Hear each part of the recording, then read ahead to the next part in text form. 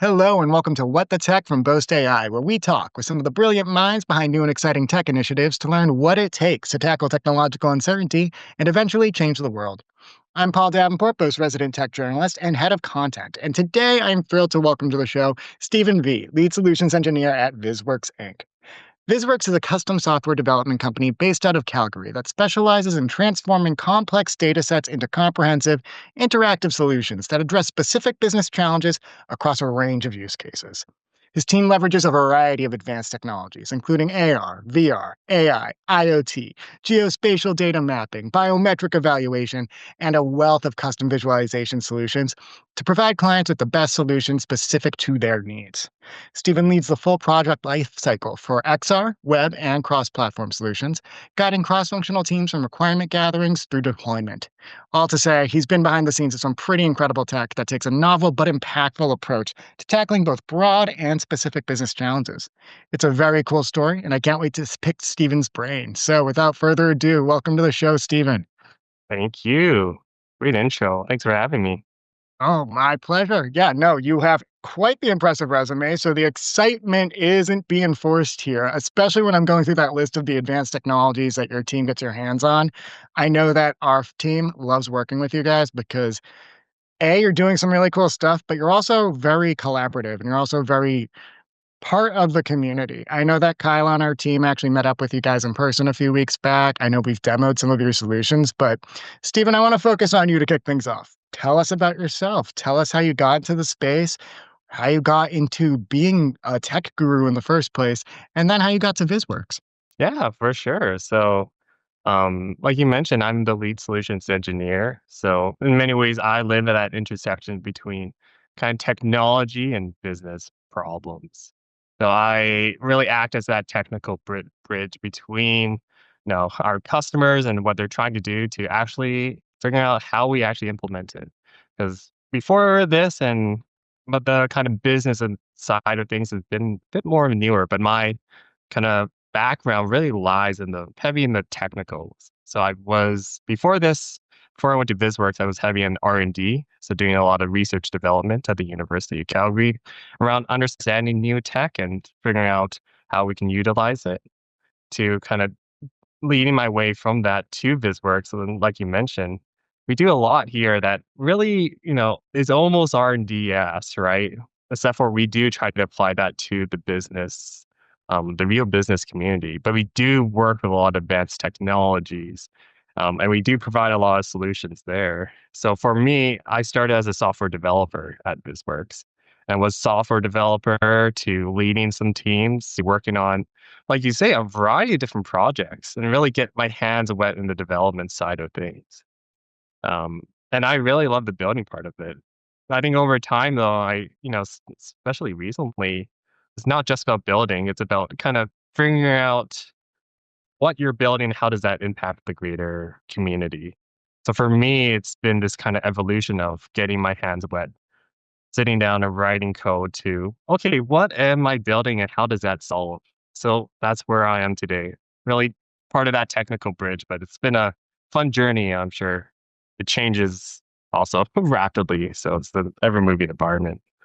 Oh, totally. And again, it's that technical bridge that I think gives you such unique perspective too, because I think you alluded to something that a lot of folks who are very deep in like the development side or the research side or just even the engineering side, you don't always look up to see like, what am I working on in practice? Like, what is this actually going to look like in the real world? What are going to be the downstream impacts of everything that I'm doing? And I think what you guys do at VisitWorks, again, it's very problem solution centric, which again is why it's kind of like the perfect company to partner with Boast for R&D tax credits and things like Shred, just because the ultimate goal is to solve problems, is to tackle technological uncertainty, to actually make the world a better place and to drive new innovation, not just, again, put the same band-aid on the same problem every single time, develop some net new solutions. And I love, Stephen, that you have both that technical mindset, but when people hear the business side, they might get cynical, think about, oh, how are we going to profit off this? No, you're just kind of extra curious about how these things actually play out in the field, how it actually comes into reality and that impact out there. And it ties in very well. And I think that's just like a perfect marriage of your skill sets that brings you to where you're at now, leading the teams on a lot of these projects, which I think is so cool. And I do also want to call back to a point that you made too earlier about you were very involved in R&D at University of Calgary. I think there's a common, not maybe misunderstanding, but going back to the shred of it all, there's kind of those three key pillars. It's that basic research, it's the applied research, and then it's the experimental development. And I think people get very hung up on basic or applied, one or the other. And I think, sure, in like the educational space, it is that more you're doing the research, you're getting boned up on the knowledge of the actual problem and all of that. And then it's the applied part where you do start building products and you do start building solutions. And I don't think they're in competition with each other. I don't know where I'm digressing with this, but it is something that's come up on webinars in the past and just a lot Yeah. of people asking about the Shred program and how they could capitalize and just the nuances between those kind of two arenas, basic and applied. I don't know if you have a thought on that in your experience about how you guys tackle one versus the other and what it's made an impact on in terms of what you guys do at BizworX. Yeah. I mean, I think you've kind of hit a nail on the head. It's this weird thing where there's definitely differences between the two, but in many ways, I think they are the same thing.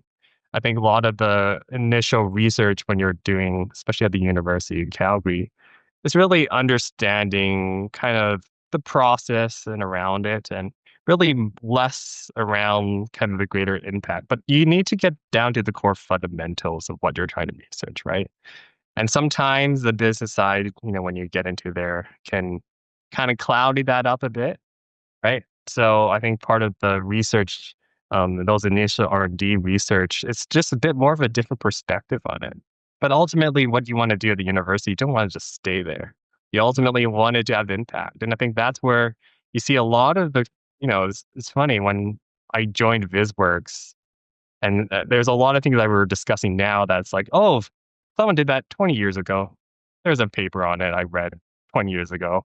So it's really that it does happen, right? Where the research does apply kind of both this applied and the basic side. It's really just trying to find the right, and a lot of it's timing too, right? It's the right time, the right place for these research to actually become to the mainstream and become part of the business world to adopt. So You're completely right. And I think you actually kind of explained what I was getting at much better than I could have. And that you need that foundation. And I think people get hung up on like, okay, we have these three, the basic, the applied, and then the actual experimental development.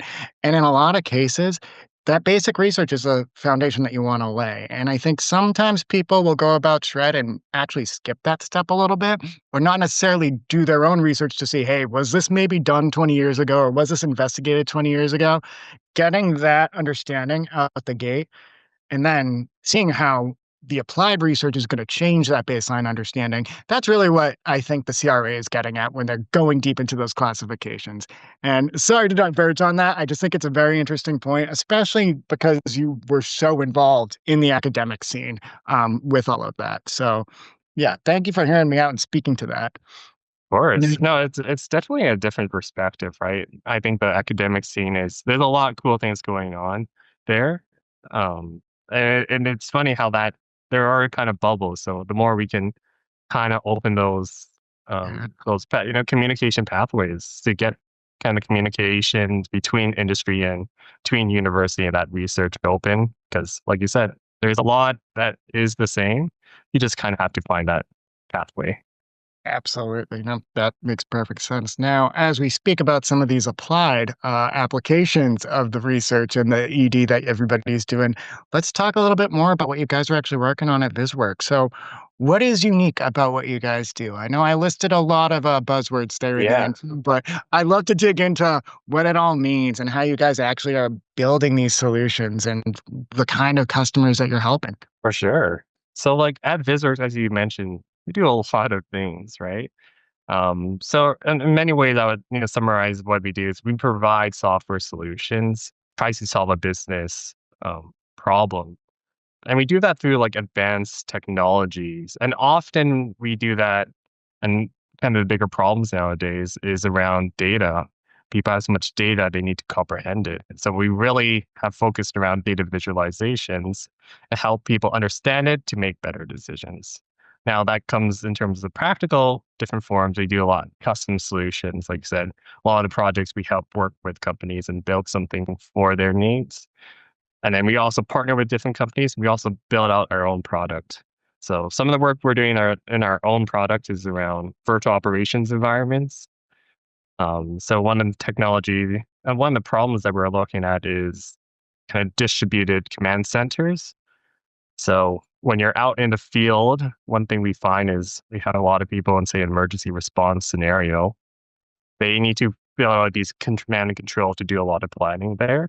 But it's a lot of like physical labor, a lot of hard setup to do. So we've kind of used VR and AR as a portable command center. Something we can say, hey, we have a secure, portable, customizable virtual environment that lets you kind of access your data in real time, as well as allow for collaboration and supporting these distributed environments anywhere, anytime. And like these headsets, like I have one here, you can just throw in your backpack and go. So that's one of our products that we're building out. We're quite excited about.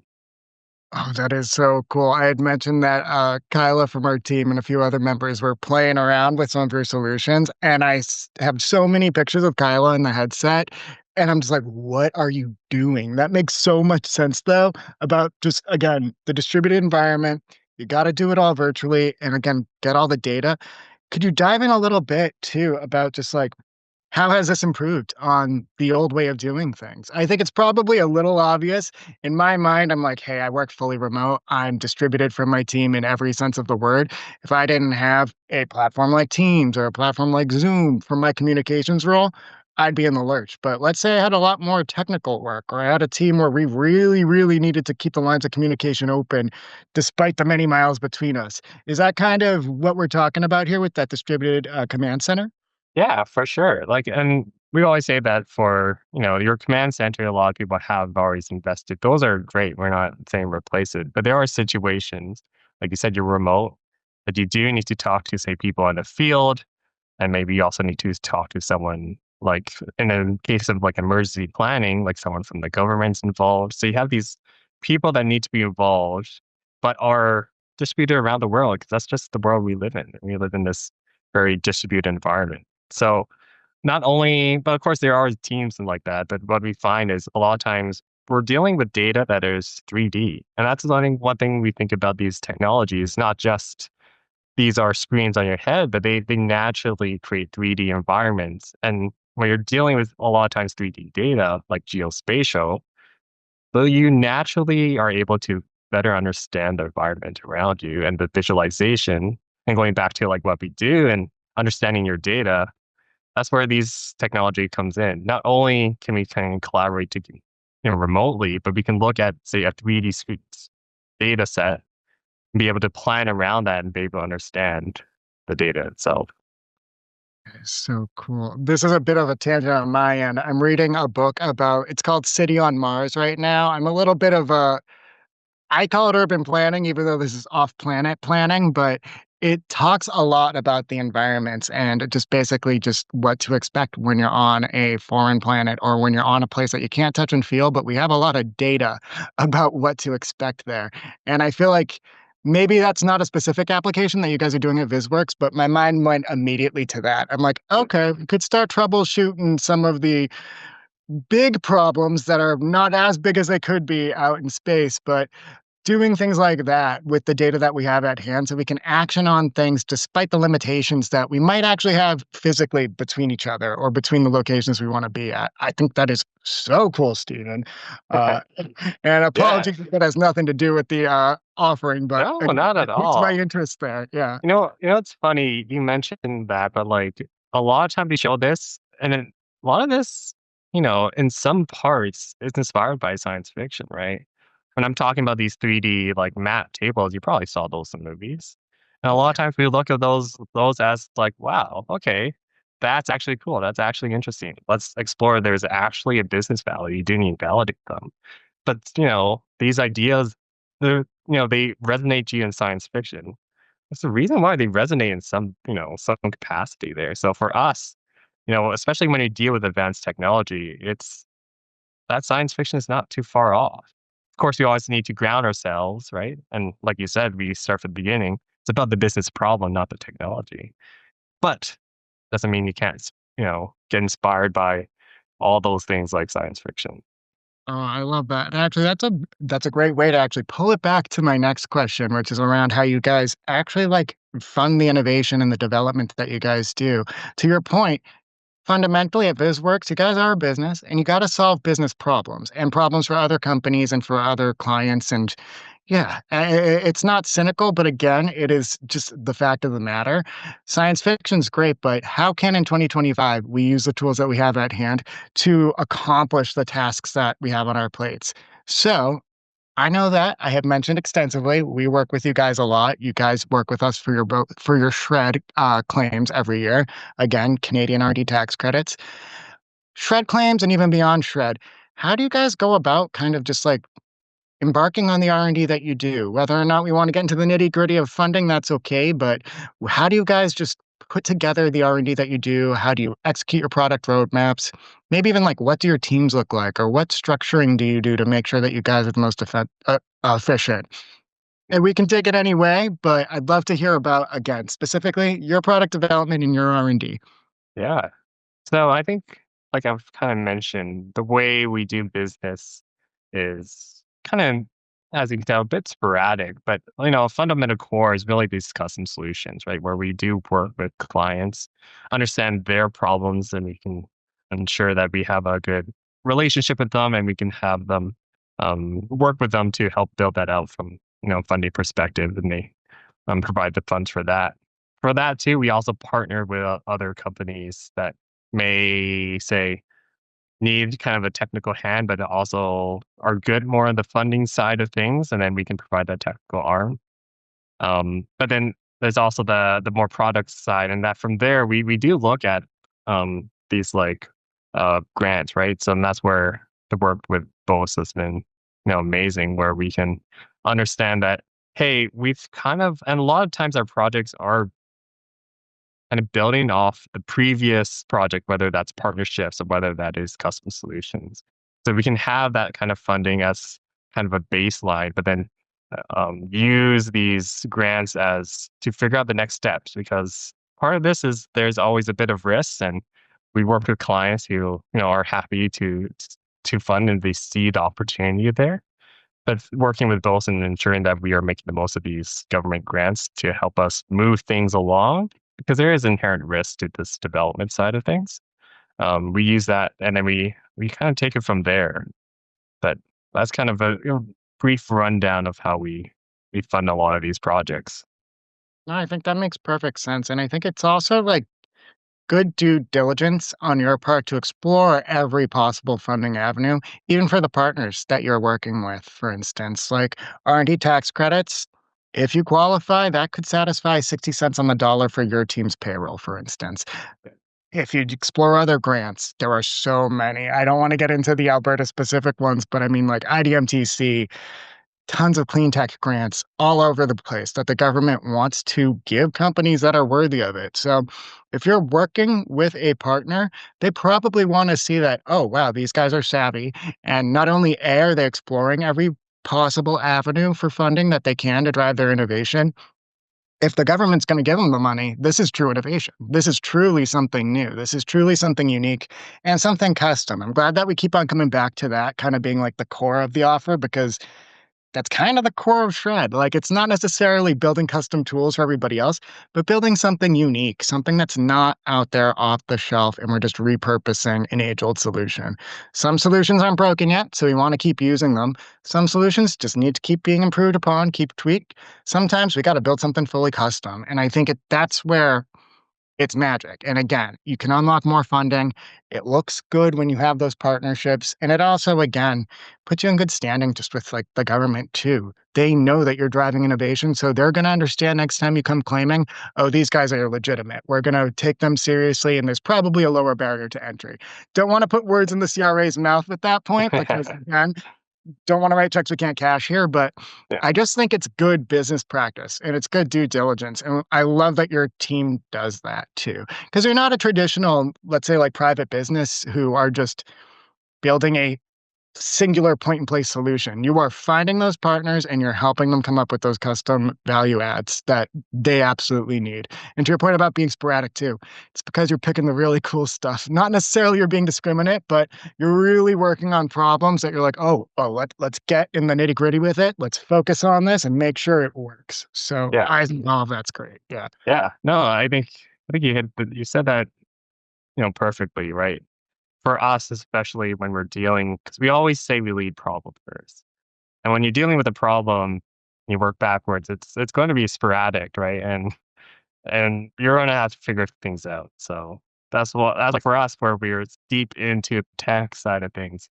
We need partners who better understand this. So that's where Boast comes in to help us kind of navigate. Because look, we're really good at a lot of things, especially in technical side, but sometimes we need help, especially making sure that we're getting, full use of this. So Yeah, and I think now you're hitting at the ethos of what we do here at Boast too. We want to make sure that you guys aren't getting bogged down trying to navigate tax policy. That's not what you're here for. You're here to drive that innovation. You have a skill set that we don't necessarily have, so we're not going to pretend that we could do the R&D that you do.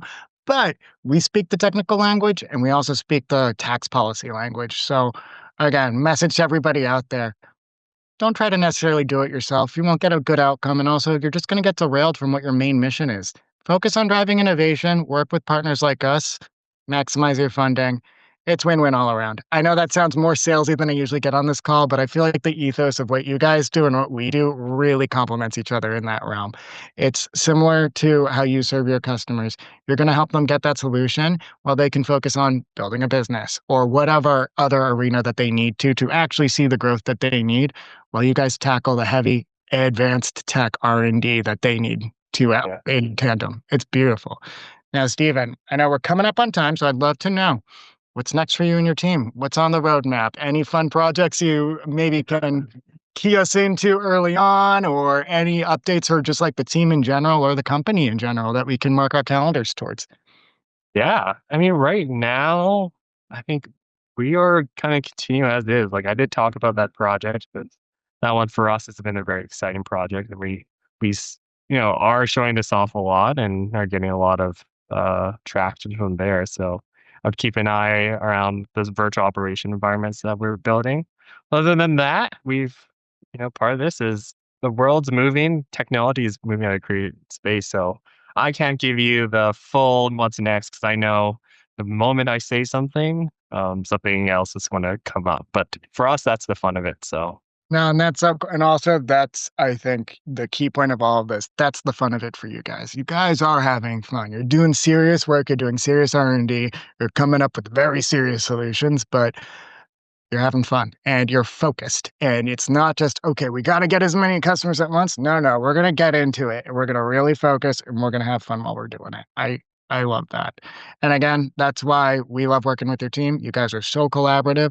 You let us touch and feel some of the R&D that you guys actually drive out. We see the fruits of your labor and our shred claims out in the market. So it's a beautiful relationship. And I'm so happy that Stephen, I can connect with folks like you who, again, bridge that gap between tech and business.